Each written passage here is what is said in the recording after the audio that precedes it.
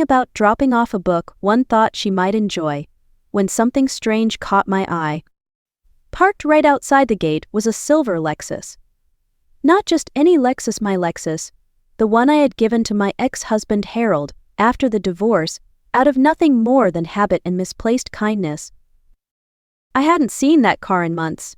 Harold lived clear across town. What would he be doing here on a weekday afternoon, parked in front of my daughter Emily's house? Something didn't feel right. I pulled my car a little farther down the block, out of view, and walked back quietly, my heels crunching softly on the sidewalk. A soft breeze carried the sound of laughter through an open window. I heard Harold's voice, and Adam's, my son-in-law. My stomach turned cold. I moved closer. What I heard next changed everything I thought I knew about love, family, and betrayal. When she finally signs the new transfer forms, we'll have it all, Harold was saying. The shares, the real estate, the retirement accounts, every penny. I froze. My hand instinctively went to my purse, fumbling for my phone. I hit record. She still trusts me, Harold added with a dry chuckle. Lucille actually believes I'm helping her update her estate plan. And once she signs, Adam said, we file quietly, she won't know what hit her. That was the moment I stopped being someone's ex-wife, someone's mother, someone's afterthought. That was the moment I remembered exactly who I was and what I had built. They thought they were playing chess with a pawn. But I'm not a pawn. I built the board. Harold and I were married for 25 years. It wasn't a whirlwind romance. It was the kind that grew over time, built on shared goals, late-night conversations, and a quiet belief that we were building something solid together. I met him when I was 28, just starting my own interior design business, working out of a one-bedroom apartment with a foldable drafting table and a heart full of ambition. Harold was a contractor then. Rugged, honest, he had this big laugh that filled every room he entered, and I'll admit I found his confidence magnetic. We fell in love building homes together, quite literally. While he laid foundations, I picked the finishes. Together, we turned properties into dream homes. He asked me to marry him in the unfinished kitchen of our first project. We celebrated with sandwiches and sparkling cider on plywood floors. I said yes, of course. Emily was born 2 years later. I stepped back from the business for a while to raise her, but I never really stopped working. I kept the books for Harold's crew, helped him manage bids and timelines, sometimes even climbed scaffolding in the early days when we couldn't afford full staff. We were partners, or so I thought. Over the years, my interior design firm took off. By the time I turned 50, I had a team of 6, a loyal client base, and a portfolio that had been featured in 2 national magazines. I didn't flaunt it, I just wanted to contribute. Even after Harold and I divorced, we remained civil, at least on the surface. We shared holidays with Emily and our grandson Evan. I even gave Harold the Lexus because, well, he needed a car and I had just bought a new one. That's the kind of person I've always been, generous, trusting, maybe too trusting. So when Harold said he wanted to help me restructure my retirement, I believed him. When Adam asked casual questions about the business, I thought it was curiosity. I never imagined they were both memorizing the layout of my financial life so they could tear it down from the inside. I sat frozen under the window for what felt like forever. My heart was hammering so loudly I was certain someone would hear it. I gripped my phone with both hands, holding it close, praying it was recording clearly. I didn't dare breathe too loudly, didn't dare move. I felt like a ghost in my own story, overhearing the plans of people who had erased me. Inside, Harold was still talking, that same voice I once trusted enough to share a life with. Lucille still got everything under her name, he said, but she thinks we're helping her streamline. All the paperwork's ready, just needs her signature. Adam chuckled. That woman built an empire and left the front door wide open. It's honestly embarrassing how easy this is. That was my ex-husband, and my daughter's husband, working together, planning to rob me. I told you she still sees me as the guy she fell in love with in that half-built kitchen, Harold added. All these years later, she still believes I'd never hurt her. They laughed. And I, Lucille Harmon, who once paused her career to raise a child and build a business from scratch, stood outside with my back pressed to the bricks, trying not to collapse. For a moment, I thought I might vomit. 25 years of shared history. Memories. Milestones. That time we couldn't afford a crib and built one from scrap wood. The Christmas Eve when Harold stayed up with me all night finishing a rush project. Our first business card printed on recycled cardstock because we were broke but proud. I had believed in all of it. And now they were counting down the days until I signed away everything I had ever worked for. A twig snapped beneath my foot, loud in the silence. Inside, both voices stopped. I crouched low, hiding behind the hedge. "Did you hear that?" Margaret's no, not Margaret. Harold's voice tightened. "Probably just the neighbor's cat," Adam replied. They went quiet again. I waited, long enough for the conversation to resume, for them to get comfortable again. My phone kept recording. Their voices drifted back out like poison. "We file quietly, claim she's confused, maybe unstable. Play the age card. And if she pushes back, we escalate. Say she's overworked, paranoid, use her independence against her." I couldn't listen anymore. I crawled away from the window, hands shaking, lungs burning, and didn't stop until I was back in my car with the doors locked. I sat there staring at the steering wheel, unable to move. This wasn't just betrayal. This was a heist, a con job, and I was the mark. But they had made one mistake. They assumed I'd fall apart. They didn't know the years I spent rebuilding after the divorce. The deals I'd closed in boardrooms full of men who didn't take me seriously. The late nights I worked, the risks I took, the grit it took to make something real. They had no idea who they were dealing with. I backed out of Emily's neighborhood and drove home, one thought forming clearly through the fog of devastation. They thought they were writing the final chapter of my life. But I hadn't even begun the next act. I didn't sleep that night.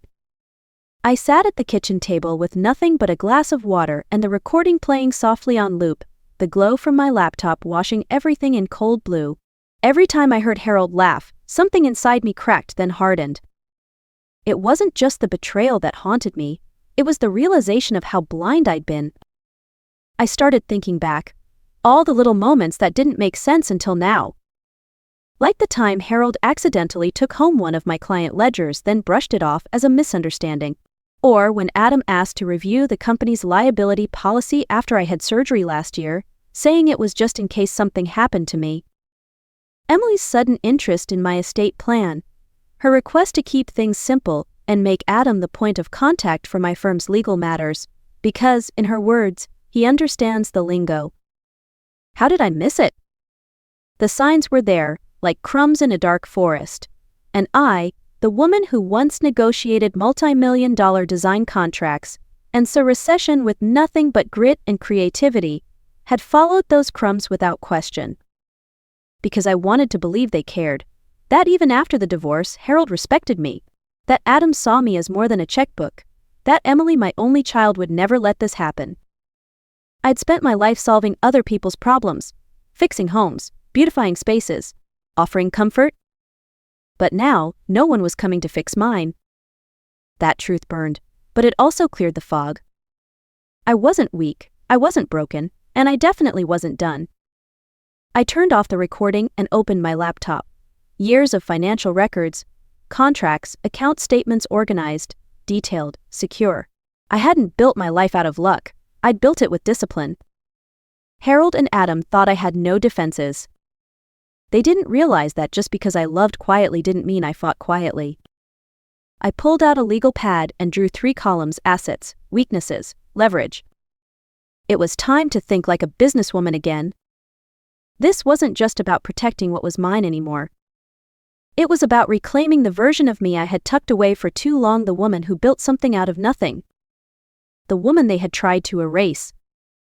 And trust me, I was about to remind them exactly who she was. The next morning, I called the one person who'd always treated my business like it mattered, Sarah Ling, my accountant for over a decade. Sarah was sharp, discreet, and didn't ask unnecessary questions. When I told her I needed a full audit on all shared accounts, business or personal, she didn't hesitate. "Is this about Harold?" she asked. I paused. "It's about a mistake I should have corrected years ago." Sarah went quiet for a beat. Then, give me 48 hours. I'll pull everything. While Sarah got to work, I made another call to Janelle Cortez, a family lawyer I'd once helped redesign her office for. She owed me a favor. Within an hour, she agreed to begin drafting a legal preservation notice, one that would freeze all shared assets until clarity could be established. Don't file anything yet, I told her. Let them think I'm still asleep. Meanwhile, I revisited every conversation I'd had with Adam and Harold over the past few months. I remembered details I had brushed off at the time, phrases like "just sign this and I'll handle the rest," or "don't worry, this is just a technical adjustment." The paper trail was subtle but real. Sarah's report confirmed what I feared. Over the past 6 months, Harold had transferred nearly $38,000 from my design firm's operating account into a personal trust, one that listed Adam Prescott as the secondary beneficiary. He was funneling my business profits through minor consulting fees to a fund they both controlled. Worse, Adam had used my electronic signature software access he was given, after helping with a supposed tech update, to authorize at least 2 transfers. Legally, it would be complicated. Ethically, it was a betrayal of the highest order. I needed more, so I baited the hook. The following week, I invited Harold and Adam over for dinner. It wasn't unusual. I'd hosted Emily's birthday here the year before. I played it cool, told them I wanted help updating my estate plan, just to take pressure off Emily. The irony nearly choked me. They came, of course, Harold with his fake warmth, Adam with that overconfident smirk. My home office was set up with hidden cameras. My phone was recording. I handed them a folder of fake documents I'd created with Sarah's help, forms that looked official but meant nothing. I told them I was ready to sign everything over, but I just had a few final questions. Their guard dropped immediately. Harold explained which assets would transfer more smoothly through Adam's management. Adam reassured me that he'd handle everything discreetly. They were like wolves who thought they'd cornered a deer? But they never realized I was the one who'd set the trap. They signed their own downfall that night, not on paper, but in the form of audio and video evidence that would later be submitted in court. By the time they left, I had everything I needed: admissions of intent, false representations, and clear proof of collusion.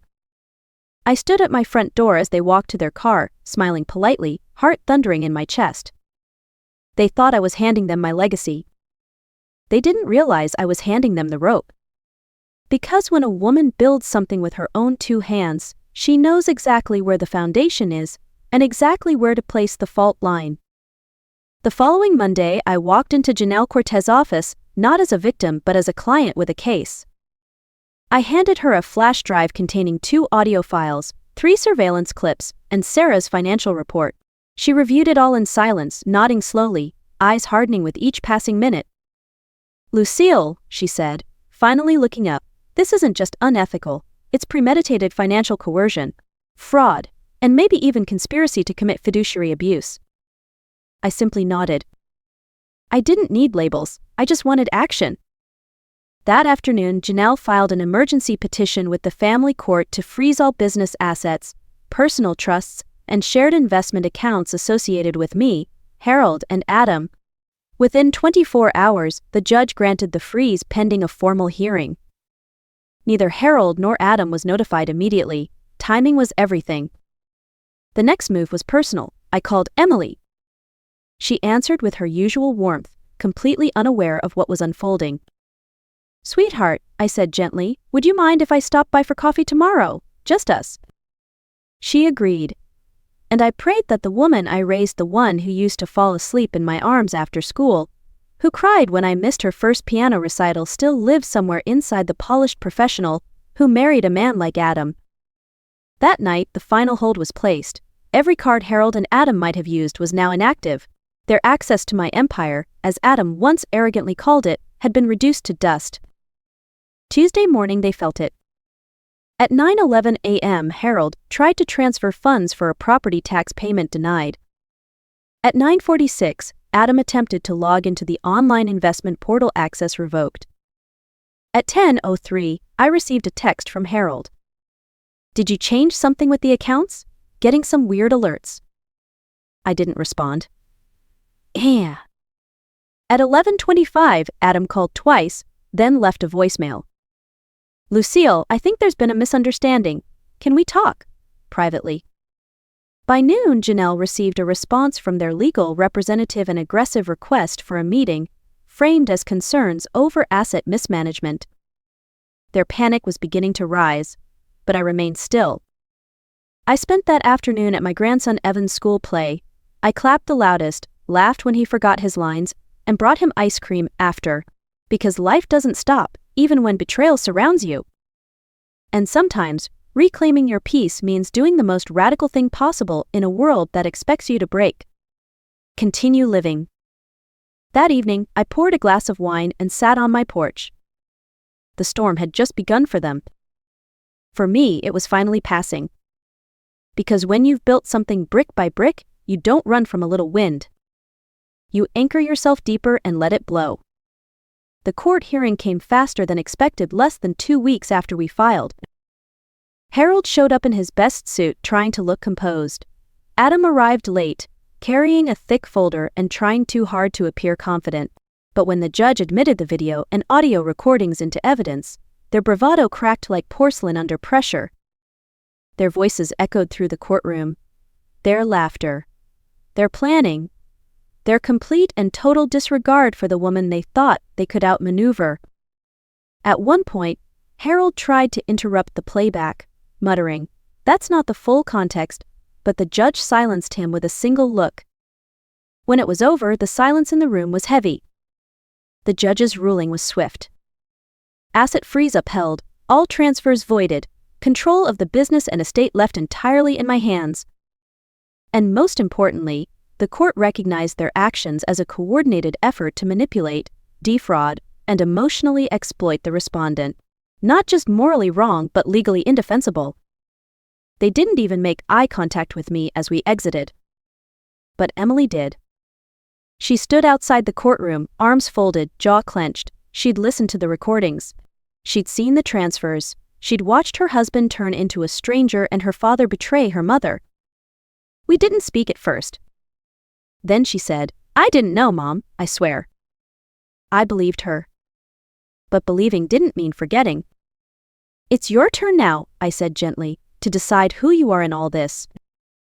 She nodded, tears in her eyes. "I want to do better." And from that day forward, she started the work. She filed for divorce. She changed her last name back. She even offered to help me rebuild what Harold and Adam tried to tear down. I let her in, carefully, slowly, because rebuilding trust, unlike tearing it apart, takes time. 6 months later, I hosted a dinner at my home. Just friends, a few clients, some new faces, laughter spilled out of my kitchen. Real laughter, not rehearsed, not manipulative. I stood by the window, holding a glass of wine, watching the lights flicker across my backyard. And I felt something I hadn't in years. Freedom. Not the loud, dramatic kind, but the quiet kind that comes when you no longer live in someone else's illusion. Harold and Adam tried to rewrite my story. But I kept the pen. And I wrote my ending on my own terms, with truth, with grace, and with the power they never expected me to reclaim. If you had told me a year ago that the people I trusted most would become the architects of my undoing, I wouldn't have believed you. But betrayal doesn't always arrive with fury and chaos.